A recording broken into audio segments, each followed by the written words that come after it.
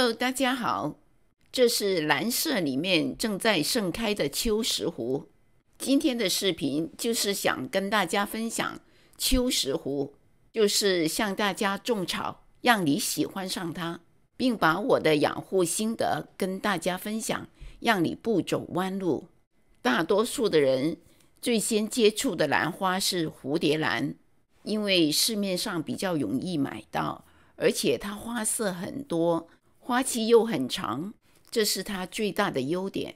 而秋石斛的花期完全不输给蝴蝶兰，普通的都能开2到3个月，个别的还超过3个月。我的这一颗深紫色的开了差不多有4个月时间了，现在它的花基本上都凋谢了，它的花剑马上就要剪了。这是它的名字。秋石斛除了它的花期长之外，它比蝴蝶兰更容易养，这是它第2个优点。它不像蝴蝶兰那么容易烂根，也比蝴蝶兰更容易开花。它比蝴蝶兰要求的日夜温差没那么大，所以比较容易达到这种开花的条件。所以秋石斛只要把它的杆子养壮了，它就很容易开花。第4个优点，它很皮实，它适应的温度范围很广，基本上不低于华氏50度、摄氏10度，它都能长得很好。这一颗是我的第1颗秋石斛，这是它的名字，养了差不多有7年了，由2条枝杆变成了2大盆，这也就是它的第5个优点。蝴蝶兰是单茎兰花，石斛兰是多茎兰花。什么意思呢？就是说蝴蝶兰它怎么长多几年，也就是只有1颗。我说的是普通情况下啊。而石斛兰呢，它由1条杆子它会长出新的侧芽或者是高芽，越长越多，养成一大盆的时候，开花就很壮观。也可以把它分盆，由1盆分成多盆，这一颗就由1盆分成了3盆。我自己留了这1盆，另外的2盆在朋友家里开花了。秋石斛值得养的第6点，它不单只在成熟的新的枝杆上开花，开过花的老枝杆也会开花。通常新的枝杆它会从顶上开花，这里2条花剑，1条是已经开花，这1条呢才刚刚开，因为这1条本来是没有的。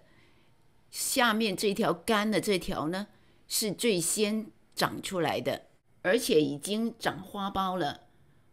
我不小心把它弄断了，结果呢它很快就在旁边又长出了另外1条花剑。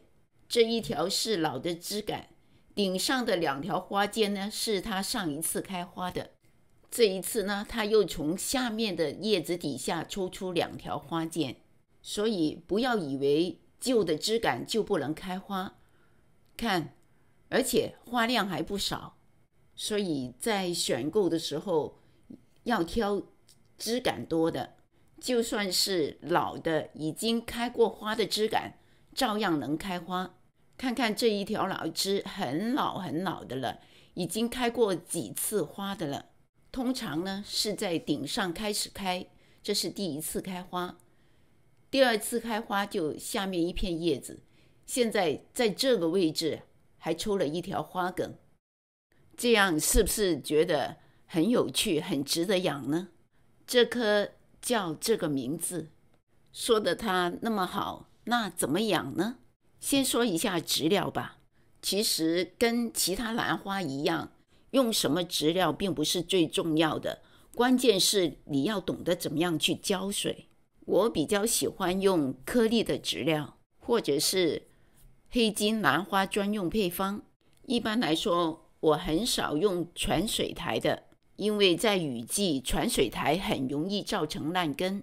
第2点要说的是光照，要看花一定要有充足的光照，它需要的光比蝴蝶兰要强，比比文心兰都要强，仅次于卡特兰和春石斛。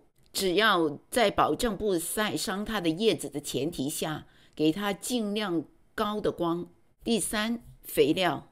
不少人认为不开花或者是花少就是肥不够，这是一种错误的观念。其实大多数的情况是光照不够，所以不要拼命的施肥或者是施农肥。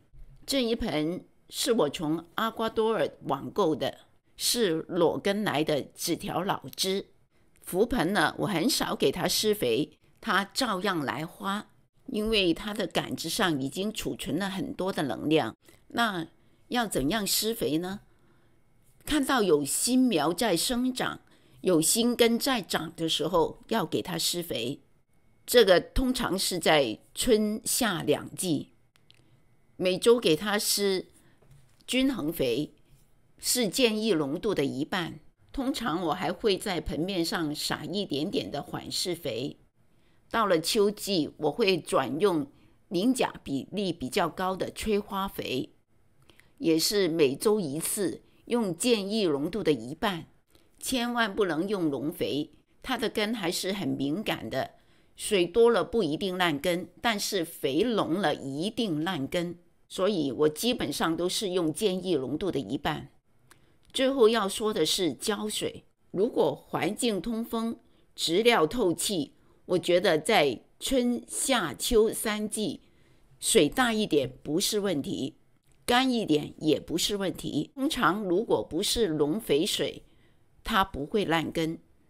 当然了，也不可以一直湿漉漉的，或者是一直干。